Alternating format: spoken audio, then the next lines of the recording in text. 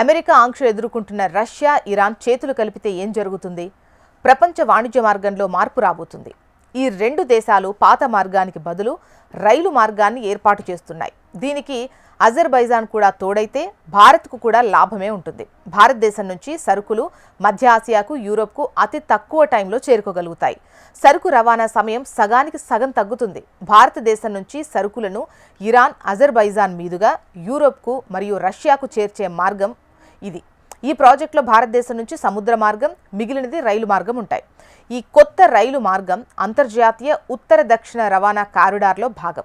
ఇరాన్లోని రష్త్ మరియు అస్తారా మధ్య 162 కిలోమీటర్ల రైలు మార్గం పూర్తయితే సరుకు రవాణా మరింత సులభమవుతుంది. ఈ మార్గం 7,200 కిలోమీటర్లు ఉంటుంది. ఈ మార్గం పూర్తిగా అందుబాటులోకి రావాలంటే రష్త్ మరియు అస్తారా మధ్య నిర్మాణం పూర్తయిపోవాలి. ప్రస్తుతం అదే జరుగుతోంది. రష్యా ఇచ్చిన లోన్తో ఇరాన్లో పనులైతే వేగంగా జరుగుతున్నాయి. ప్రస్తుతం సరుకు రవాణాకు 37 రోజులు పడుతోంది. రైలు మార్గం కంప్లీట్ అయితే 19 రోజుల్లోనే సరుకు రవాణా అవుతుంది. ప్రస్తుతం ఆసియా నుంచి యూరోప్కు సరుకులు ఈజిప్ట్లోని సూయజ్ కెనాల్ మీదుగా వెళ్తున్నాయి. దీనికి 37 రోజుల టైం పడుతోంది. అయితే కొత్త రైలు మార్గం అందుబాటులోకి వస్తే సూయజ్ కెనాల్ను ఉపయోగించాల్సిన అవసరం ఉండదు. సూయజ్ కెనాల్ ద్వారా కాకుండానే సరుకు రవాణా సులభమవుతుంది. ఇది ఈజిప్ట్ ఆదాయానికి భారీగా తగ్గించినట్టు అవుతుంది. సముద్ర మార్గం ద్వారా జరిగే సరుకు రవాణాపై అమెరికా ప్రభావం బలంగా ఉంది. రష్యా మరియు ఇరాన్ సరుకులను అమెరికా నిశితంగా గమనిస్తోంది.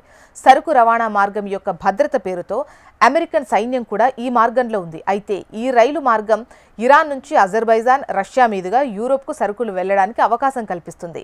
రైలు మార్గం నిర్మాణం పూర్తయితే ప్రపంచ వాణిజ్య రంగంలో ఇరాన్ మరియు రష్యా ప్రభావం పెరుగుతుంది. అయితే ఇజ్రాయెల్తో సహకరించే అజర్బైజాన్ను వెనక్కు నెట్టడానికి ఓవైపు ఒత్తిడి ఉందని కూడా నివేదికలైతే వస్తున్నాయి. ఈ మార్గం అందుబాటులోకి వస్తే చమురు, గ్యాస్, ఉక్కు, ఆహార పదార్థాలు మరియు యంత్రాలు వీటన్నింటినీ ఈ మార్గం ద్వారానే రవాణా చేయొచ్చు.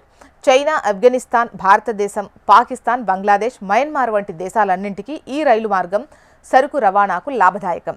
అత్యధిక లాభం మన భారత్కు మరియు ఆఫ్ఘనిస్తాన్కు ఉంటుంది. మరోవైపు అమెరికా ఆంక్షలను అధిగమించి సరుకు రవాణా చేయగలగడం రష్యా మరియు ఇరాన్లకు ఉన్నటువంటి ప్రధాన ప్రయోజనం అని చెప్పొచ్చు.